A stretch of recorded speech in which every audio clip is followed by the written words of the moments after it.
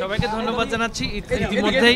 ইতিমধ্যেই আমাদের মাননীয় মন্ত্রী মহোদয়, যিনি আমাদের দলের অত্যন্ত গুরুত্বপূর্ণ একজন নেতা, আমাদের যুগ্ম সাধারণ সম্পাদক ডক্টর দীপুমণি, তিনি ইতিমধ্যেই বলেছেন এবং তিনি অত্যন্ত চমৎকারভাবে পুরো বিষয়টা বর্ণনা করেছেন আপনাদের সামনে।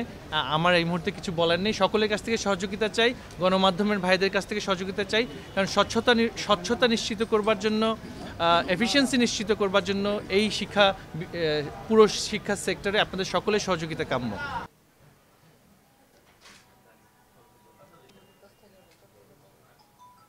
বিগত নির্বাচনের পরে বঙ্গবন্ধু কন্যা জননেত্রী শেখ হাসিনা একটি মন্তব্য করেছিলেন, আমরা সেই মানসিকতা নিয়ে এসেছি। তিনি বলেছিলেন ক্ষমতা নয় দায়িত্ব, এবং সেই দায়িত্বশীল আচরণ আমরা সকলেই করব। অন্ততপক্ষে আপাতত আমরা এই মন্ত্রণালয়ে এসে প্রথমেই সে অঙ্গীকারটি করতে চাই।